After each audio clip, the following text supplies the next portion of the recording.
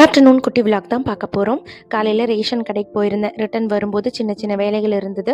எல்லா வேலையும் முடிச்சுட்டு வீட்டுக்கு வர்றதுக்கு 12:30 ஆகிடுச்சு.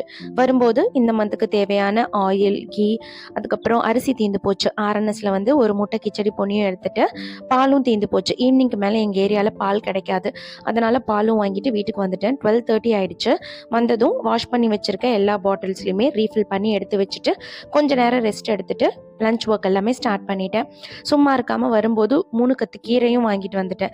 கீரை ஆஞ்சு சமைக்கிறதுனாலே லேட் ஆகிடும். அதனால் சனாவோட ஃப்ரெண்ட்ஸ் தான் இன்றைக்கி கீரை ஆஞ்சு கொடுக்கறதுக்கு ஹெல்ப் பண்ணாங்க. அவங்க ஸ்கூல் டைம் எல்லாம் பேசிக்கிட்டே எனக்கு சீக்கிரமாக கீரை ஆஞ்சு கொடுத்துட்டாங்க.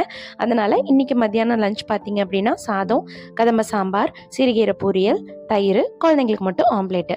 கதம்ப சாம்பாரில் நான் வந்து முருங்கைக்காய், மாங்காய், கத்திரிக்காய், முள்ளங்கி, கேரட், பீன்ஸ், உருளைக்கிழங்கு இதெல்லாம் போட்டு தான் வச்சுருந்தேன். நீங்கள் கதம்ப சாம்பாருக்கு என்ன காயெல்லாம் சேர்த்துப்பீங்கன்னு என் கூட மறக்காமல் கமெண்ட்ஸில் ஷேர் பண்ணிக்கோங்க.